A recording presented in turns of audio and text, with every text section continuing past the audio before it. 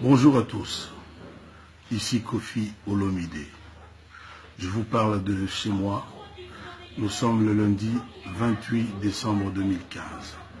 Je n'ai pas le droit de vous laisser dans le doute, vous qui m'aimez, vous qui me soutenez, vous qui souffrez pour moi. J'ai été en Côte d'Ivoire sous contrat pour un concert, un grand concert. Il y avait 5, 6, 7 000 personnes qui voulaient selfie, qui voulaient Kofi Olomide.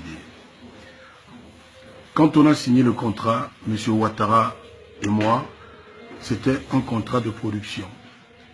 Comme je savais que ce serait un grand concert, j'ai posé la question, est-ce que vous ne seriez pas intéressé par la vidéo, par la captation vidéo? Ils m'ont dit oui, et ils m'ont posé la question de savoir les conditions que je leur ai tout de suite données.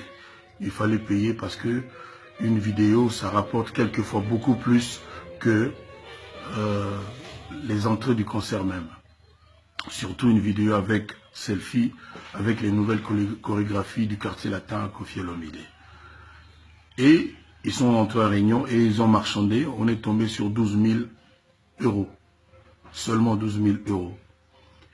Et ils m'ont promis de me rappeler pour me donner leur position définitive, ce qui a été fait.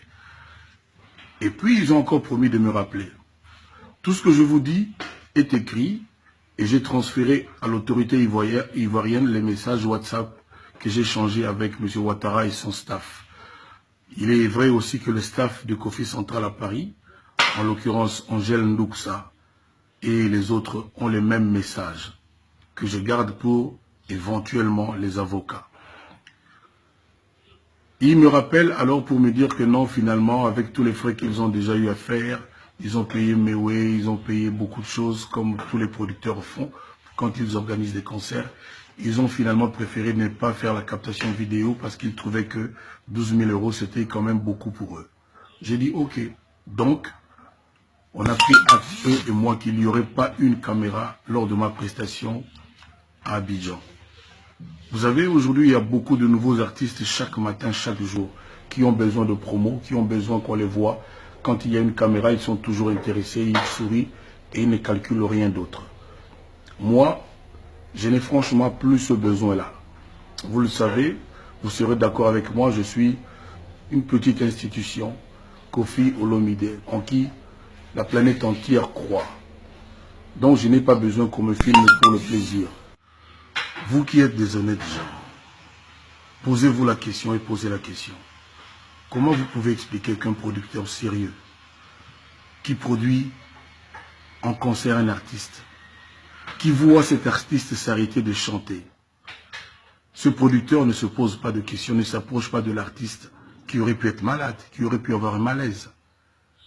Moi, je n'attendais pas de l'argent pendant le concert. Je voulais juste que M. Ouattara soit attentif, soit coopératif, vienne me dire un mot gentil du style, écoutez Kofi, on va en parler, termine le concert. Parce qu'il m'avait dit qu'il n'y aurait pas une caméra pendant ma prestation. J'ai vu des drones, j'ai vu des grues, j'ai vu à peu près 8 grosses caméras pendant ma prestation en train de filmer. J'ai posé la question à un des caméramans, il m'a dit qu'il filmait pour le compte de Consulting Machin, c'est-à-dire la boîte qui travaille avec M. Ouattara. Comment vous pouvez expliquer ça, qu'un producteur ne se pose pas la question? Et à plus forte raison, quand on l'appelle au micro, il ne se manifeste pas. Il fouillait quoi? Il n'avait pas la conscience tranquille? Il s'était rendu compte qu'on avait compris qu'il avait menti, qu'il avait piégé l'artiste?